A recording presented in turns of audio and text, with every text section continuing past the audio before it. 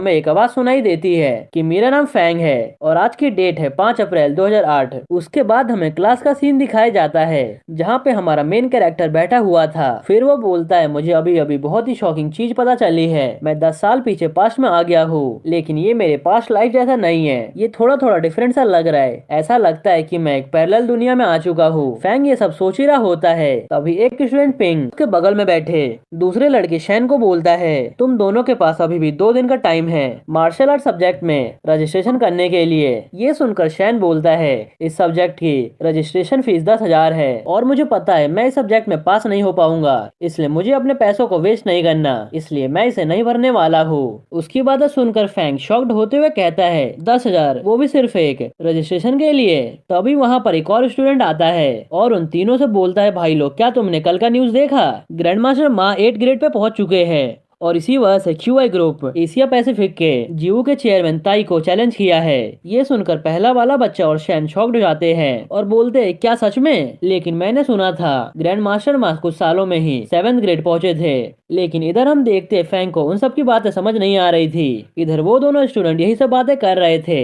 कि ये सब एक सीसीटीवी रिपोर्ट से पता चला है और लगता है इसे ग्रैंड मास्टर माँ का रैंक भी बढ़ जाएगा। वो पक्का टॉप 30 नहीं तो टॉप 20 में आएंगे। उन सब की बातें सुनकर फैंग अपने मन ही मन सोचता है, अच्छा तो यहाँ पर ऐसी बातें चल रही है। लकीली मैंने अपने पास्ट लाइफ में बहुत सारे इसेकाई एनिमे देखे थे। इनकी ग्रैंड मास्टर और ग्रेड वाली बात सुनकर ऐसा लग रहा है जैसे कि ग्रैंड मास्टर एक टॉप प्रोफाइल जॉब है। फिर वो शैन से पूछता है, आखिर ये ग्रैंड मास्टर? तभी शैन उसे रोकते हुए बोलता है, फैंग आखिर तुम ग्रैंड मास्टर के बारे में इतना डिसरिस्पेक्टफुली बात कैसे कर सकते हो? तुम्हें उन्हें तमीज से बुलाना चाहिए। ये सुनकर फैंग बोलता है, सॉरी सॉरी, मुझसे गलती हो गई। फिर वो अपने मन में सोचता है, अगर मैं इन सबसे ज्यादा क्वेश्चन पूछूंगा तब इन्हें शक हो जाएगा। और वो शैन से पूछता है, क्या यहाँ पर कोई इंटरनेट कैफे है? तब शैन बोलता है, हाँ यहाँ बगल में ही तो है, तुम भी तो हमेशा वहाँ जाया करते थे। तब फैंग बोलता है, मैं वहाँ बहुत दिनों से नहीं गया, इसीलिए मुझे लगा कि कैफे बंद हो गया है। फिर वो अपने मन ही मन सोचता है, अगर वो इंटरनेट कैफे वहाँ पर है तो इसका मतलब वो सुंदर लड़की भी वहीं पर होगी। मुझे याद है जब मैं स्कूल में था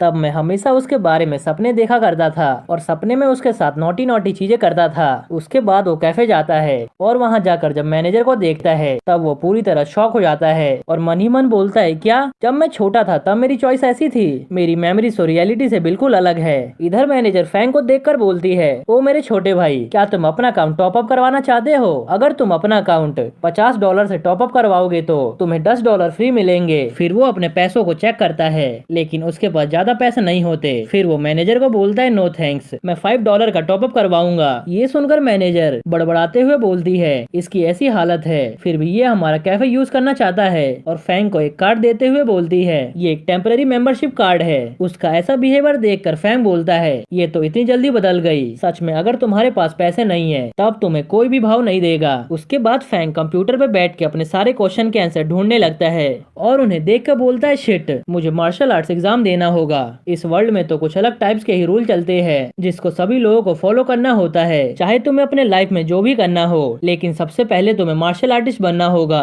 और इस वर्ल्ड में मार्शल आर्ट्स उसी तरह है जैसे मैंने अपने पुराने पास्ट में नॉवेल्स में पढ़ा था। इस वर्ल्ड में मार्शल आर्ट्स को सबसे बड़ा और पावरफुल माना जाता है। यहाँ पर मार्शल आर्टिस्ट 9 ग्रेड में डिवाइड है, जहाँ फर्स्ट ग्रेड सबसे लोएस्ट होता है और 9th ग्रेड हाईएस्ट होता है। इस वर्ल्ड में सिर्फ एक मार्शल आर्टिस्ट को ही कंपनी खोलने का परमिशन है और कोई भी एक स्टेट का गवर्नर तभी बन सकता है जब उसका ग्रेड 4th हो। और ये सभी रूल्स एंटरटेनमेंट इंडस्ट्री में भी लागू होते हैं। अगर किसी को इस वर्ल्ड में सक्सेसफुल बनना है तो उसे नेशनल एंट्रेंस कॉलेज एग्जाम देना पड़ेगा, वो भी मार्शल आर्ट सब्जेक्ट में। लेकिन मार्शल आर्ट एग्जाम को देना इतना भी आसान नहीं है क्योंकि इसका रजिस्ट्रेशन फीस ही बहुत ज्यादा है। और तो और फॉर्म भरने के लिए सिर्फ 2 ही दिन बचे हैं। फिर वो आगे बोलता है, मैंने अपने पिछले लाइफ में बहुत सारे इसेकाई एनिमे देखे थे जैसे कि सेकंड लाइफ ऑफ गैंगस्टर और बहुत सारे स्लाइम एनिमे। अगर आपने सेकंड लाइफ ऑफ गैंगस्टर नहीं देखा तो मैं बता दूं कि मैं उस मानवा को पूरा कंप्लीट कर चुका हूँ और उसका एक कंप्लीट पार्ट मेरे सेकंड चैनल पे अपलोडेड है, तो आप जाके देख सकते हो। जैसा कि सभी इसेकाई एनिमे में कैरेक्टर्स को कोई ना कोई चीट कोड मिलता है, लेकिन पता नहीं क्यों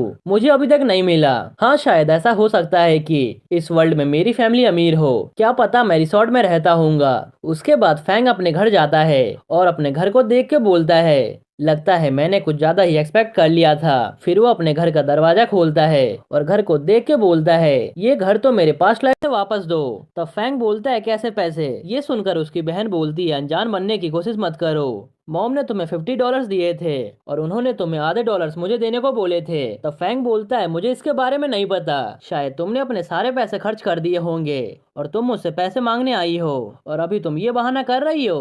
ये बात सुनकर उसकी छोटी बहन गुस्सा होते हुए अपनी मॉम के पास चली जाती है और फैंग की शिकायत करते हुए बोलती है मॉम इसे कुछ बोलिए ना, ये मेरे पैसे नहीं दे रहा। ये सुनकर मॉम बोलती है तुम लोग ये हल्ला करना बंद करो, तुम्हारे फादर कुछ ही देर में आते ही होंगे। तब फैंग अपनी मॉम को देखते हुए बोलता है ये मेरी मॉम है और इनका नाम ली युंग है और ये अभी काफी यंग लग रही है। मुझे याद है इस टाइम पर मेरी मॉम मेरा और मेरी बहन का ध्यान रखने के लिए एक पार्ट टाइम जॉब करती थी और उन्हें सिर्फ मंथली $800 मिलते थे और मैं कैसे इनसे अभी $10,000 मांगू अपने मार्शल आर्ट्स का फॉर्म भरने के लिए। फैंग ये सब सोच ही रहा होता है तभी उसके फादर काम से आते हैं। फिर फैंग अपने फादर के बारे में बताता है और उसके फादर का नाम मिंग है। ये एक पोल्ट्री फैक्ट्री में काम करते हैं जिसके चलते बहुत सारा डस्ट इनहेल करते हैं और इसी कारण इनकी हेल्थ भी खराब होते जा रही है और इतना काम करने के बावजूद भी इन्हें सिर्फ $3,000 मिलते हैं। फिर फादर फैंग को देखते हुए डांटते हैं फैंग अभी तक तुमने अपना स्कूल यूनिफॉर्म चेंज क्यों नहीं किया, जाओ जल्दी से फ्रेश होकर आ जाओ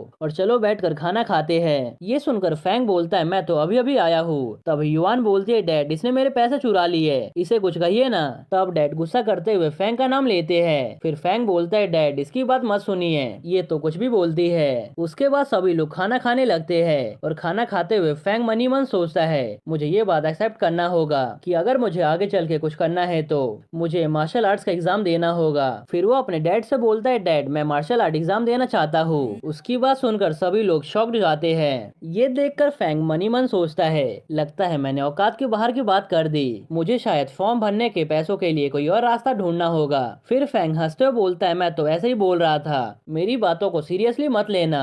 तब उसके फादर उसे अपना एटीएम कार्ड देते हुए कहते हैं मार्शल आर्ट्स एग्जाम का फीस है 10,000, तुम ये निकाल लेना।